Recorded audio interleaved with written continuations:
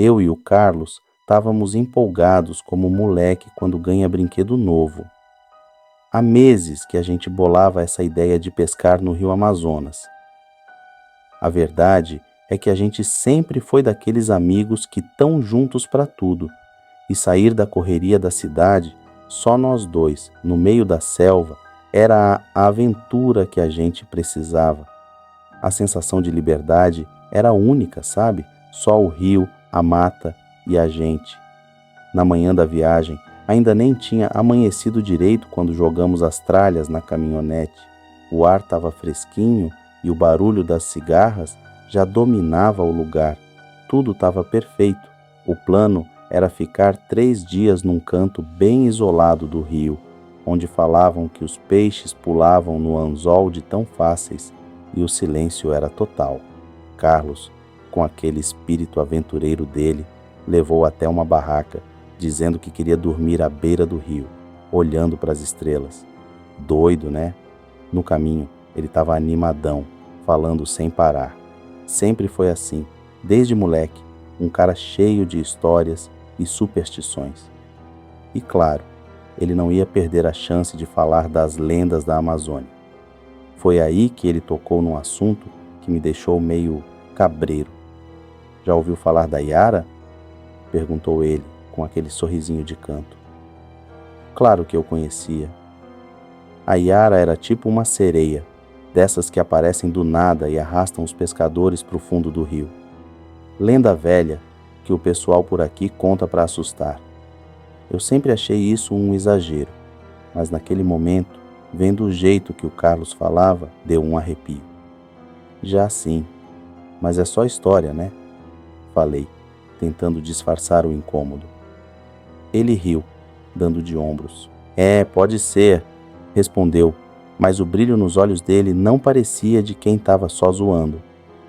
Quando chegamos no lugar, o cenário era sinistro, mas bonito. Aquele pedaço de rio era isolado demais, cercado de árvores gigantes e uma mata fechada que parecia nos engolir. A paz era tanta que era esquisito. Mas a gente não ligou. Fomos direto a armar as tralhas, enquanto o Carlos, do jeito dele, já estava explorando os arredores, fascinado com tudo. O primeiro dia foi tranquilo. Pegamos uns peixes grandes, rimos bastante, e à noite ficamos ali, na beira do fogo, tomando umas cervejas e olhando para o rio. Só que a floresta estava esquisita. Não tinha barulho de bicho, nada. Só o som do rio e do vento fraco.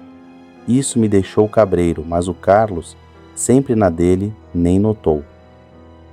Imagina se a Yara aparece aqui agora, ele disse jogando mais lenha na fogueira com aquele sorrisinho dele. Eu ri meio sem graça, mas já estava me sentindo estranho com toda essa conversa. Preferi não dar corda. Lá pras tantas da noite, eu acordei com um barulho esquisito. Parecia um canto vindo do rio. Abri os olhos e fiquei sentado por um tempo, tentando entender se era sonho ou não. Só que o som continuava, como um sussurro no meio da escuridão. Olhei para a barraca ao lado e, para minha surpresa, o Carlos não estava lá. Levantei de uma vez, com o coração na boca, e fui correndo em direção ao rio. Quando cheguei, vi o Carlos parado bem na beira da água, olhando fixo para o meio do rio. O canto estava mais forte agora e parecia que vinha de todos os lados. O que me deixou arrepiado foi o olhar dele. Ele não piscava, estava como hipnotizado. Carlos!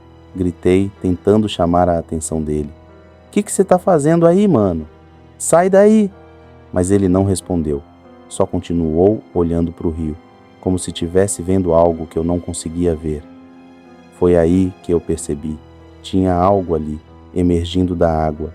Uma mulher, com longos cabelos pretos e a pele tão pálida que refletia a luz da lua. Só que os olhos dela eram buracos escuros, sem vida, mas que pareciam puxar tudo para dentro. Na hora eu soube. Era a Yara. Meu instinto mandou eu correr, mas o Carlos estava ali, imóvel, e eu não podia deixar ele. Corri até ele e agarrei o braço dele, mas quando toquei, ele virou para mim com um sorriso estranho, como se já não fosse mais ele. Antes que eu pudesse reagir, ele se jogou no rio, sendo puxado pela correnteza. Entrei em pânico, tentei pular atrás dele, mas a água era forte demais e logo ele sumiu nas profundezas. A Yara também desapareceu, como se nunca tivesse estado lá. Fiquei ali, na beira do rio, completamente paralisado, tentando entender o que tinha acabado de acontecer. Voltei para o acampamento, desesperado. Passei a noite inteira acordado, sentado na barraca, esperando que o Carlos voltasse. Mas ele nunca voltou. O pior era que de vez em quando eu ainda ouvia aquele canto suave bem baixinho, como se estivesse me chamando também. Me segurei para não enlouquecer. No dia seguinte chamei as autoridades. Procuraram o corpo do Carlos por dias, mas não encontraram nada. Para eles, ele tinha se afogado, uma tragédia como tantas outras que acontecem no Amazonas. Mas eu sabia a verdade. A Yara levou ele e ninguém acreditou em mim. Depois disso, voltei para a cidade, mas nada mais foi o mesmo. Não consegui mais dormir direito. Às vezes, no silêncio da noite, eu ainda ouço aquele canto. E toda vez que ouço, sinto o peso do olhar vazio do Carlos me observando. Parei de pescar, de ir perto de rios, de qualquer lugar com água. A ideia de chegar perto me deixa em pânico. Parece que a água me chama também, como chamou ele. Eu sei que se um dia eu der mole, vai ser minha vez de ser levado.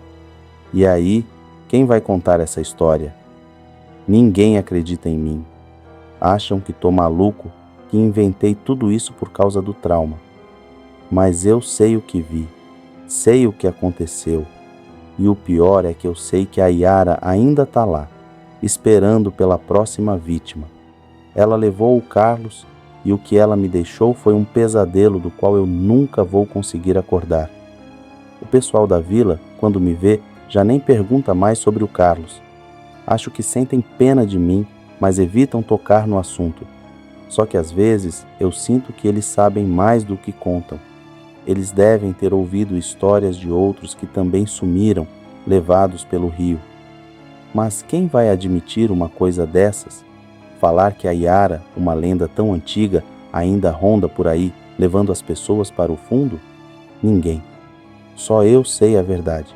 Agora eu evito tudo. Não volto para o rio, não falo mais do Carlos.